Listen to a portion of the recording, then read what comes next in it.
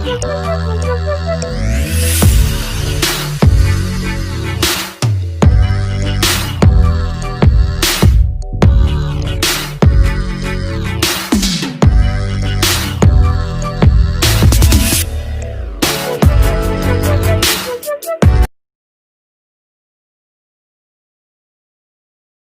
Morning class. National inter college Sudauli की online classes में आपका स्वागत है। इससे पहले वाले वीडियो में हमने बताया था रासायनिक अभिक्रिया को किस प्रकार से संतुलित किया जाता है। आज हम बताएंगे आपको रासायनिक अभिक्रिया के प्रकार। सबसे पहले अभिक्रिया का प्रकार लिखा हुआ संयोजन अभिक्रिया, इंग्लिश में कहते हैं एडिक्शन रिएक्शन। हिंदी में देखा जाए इसका दूसरा नाम होता है योगात्मक अभिक्रिया। योग का मतलब होता है जब अभिकारक की संख्या एक या एक से अधिक होती है। अभिकारक की संख्या एक या एक से अधिक होती है लेकिन उत्पाद सिर्फ एक बनता है, संयोजन अभिक्रिया कहलाती है। हम एक एग्जांपल ले रहे हैं, ए बी, ए प्लस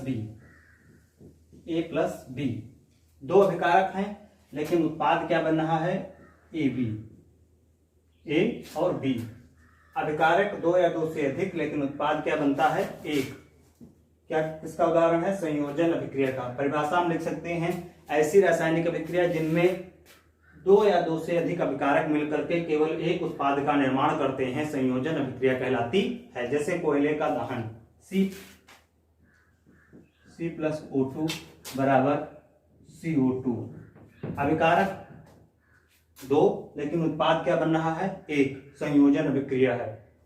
इसी प्रकार से देखते हैं वियोजन। वियोजन का मतलब होता है टूटना, वियोजित होना। यह अभिक्रिया कहलाती है वियोजन अभिक्रिया।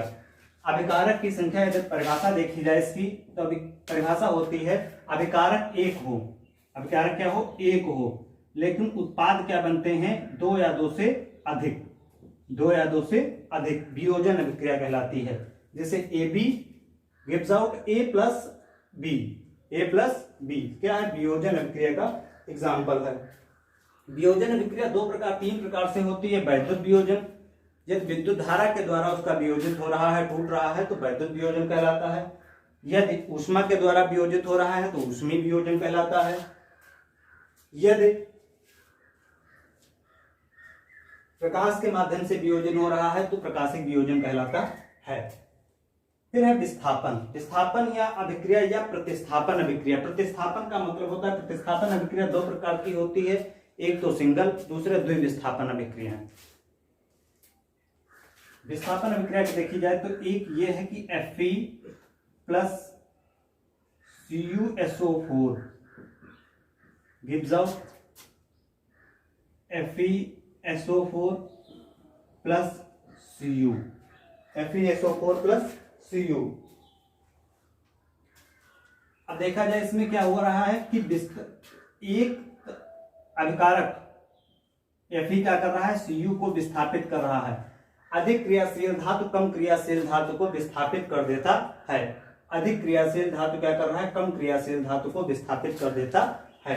ये नीला अवक्षेप होता है। ये बात की बात है, बाद में बताएंगे कि किस प्रकार का अवक्षेप होगा और क्या बनेगा। सबसे पहली बात है विस्थापन की अभिक्रिया देख लीजिएगा। तो इसे कहते हैं एकल विस्थापन, इसे बोलते हैं एकल विस्थापन अभिक्रिया। अब बात आती है द्विविस्थापन अभिक्रिया। द्विविस्थापन अभिक्रिया में क्या होता है,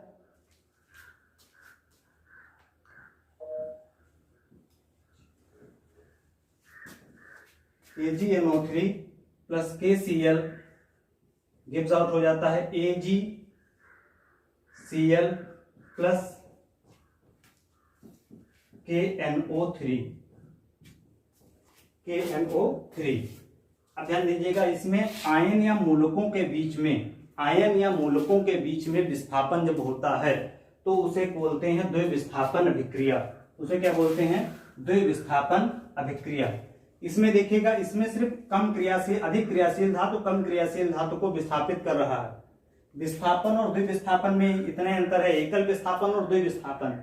यहाँ पर क्या हो रहा है कि अधिक क्रियाशील धातु कम क्रियाशील धातु को विस्थापित कर रहा है। इस प्रकार की अभिक्रिया को एकल विस्थापन अभिक्रिया कहते हैं। लेकिन जब आयनों तथा मूलकों के बीच में विस्थापन होता है, यह भी कह सकते हैं कि जब अभिकारकों के मध्य आयन तथा मूलक का विस्थापन होता है, आयन या मूलकों का विस्थापन होता है, इस प्रकार की विक्रिया को हम द्विविस्थापन विक्रिया कहते हैं।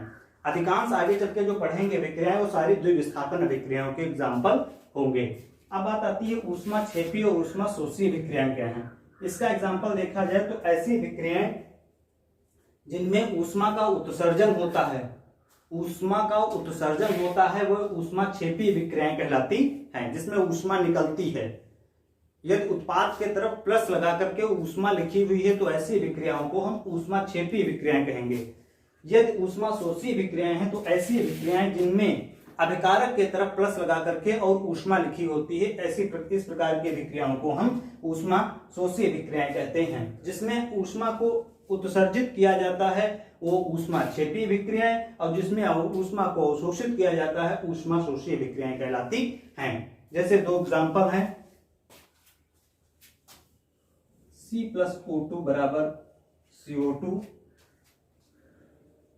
कोयले की दहन की अभिक्रिया प्लस ऊष्मा, और एक है C+2S, सल्फर के साथ गंधक के साथ अभिक्रिया करा दीजिएगा और लिख दीजिएगा CH2 और लिख दीजिएगा -20,000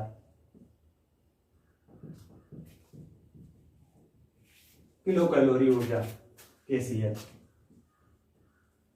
अब देखिएगा यहां पर देखिएगा उत्पाद के तरफ प्लस लगा करके ऊष्मा लिखी है, इसलिए कौन सी विक्रिया हो जाएगी, ऊष्मा क्षेपी। ये कौन सी विक्रिया हो जाएगी, ऊष्मा क्षेपी विक्रिया, ऊष्मा क्षेपी विक्रिया। और ये माइनस लगा करके ऊष्मा लिखी हुई, इसलिए क्या हो जाएगी, ऊष्मा शोषी विक्रिया, ऊष्मा शोषी विक्रिया। एक बार फिर से देख लेते हैं। संयोजन अभिक्रिया, जब अभिकारक की संख्या 2 या 2 से अधिक होती है लेकिन उत्पाद सिर्फ एक बनता है, संयोजन अभिक्रिया कहलाती है। अभिकारक की संख्या 2 या 2 से अधिक होती है लेकिन उत्पाद सिर्फ एक बनता है, संयोजन अभिक्रिया कहलाती है। वियोजन अभिक्रिया, वियोजन अभिक्रिया का हमने बताया कि 3 प्रकार से वियोजन का अभिक्रिया होती है, ऊष्मीय वियोजन, प्रकाशीय वियोजन और वैद्युत वियोजन। वियोजन का मतलब होता है कि जब अभिकारक एक दिया हो और वो अपने क्या करता है, सरल अणुओं में टूट जाता है, इस प्रकार की विक्रियाओं को वियोजन अभिक्रियाएं कहते हैं। बात आती है विस्थापन अभिक्रिया। ऐसे 2 प्रकार की विस्थापन अभिक्रियाएं होती हैं, एक तो एकल विस्थापन, दूसरे द्विविस्थापन अभिक्रियाएं। एकल विस्थापन अभिक्रिया ऐसी अभिक्रियाएं होती हैं जो अधिक क्रियाशील धातु कम क्रियाशील धातु को विस्थापित कर देता है। जैसे लिखा हुआ है Fe + CuSO4 gives out FeSO4 + Cu। क्या Fe क्या कर रहा है, Cu को विस्थापित कर रहा है और जो बन रहा है FeSO4 बन रहा है। अब बात करते हैं द्विविस्थापन अभिक्रियाएं किसको कहते हैं, जब आयनों तथा मूलकों के मध्य, अभिकारक के आयनों तथा मूलकों के मध्य विस्थापन होता है तो इस प्रकार की विक्रियाओं को हम द्विविस्थापन अभिक्रियाएं कहते हैं। जैसे लिखा हुआ है AgNO3 + KCl, AgCl और KNO3।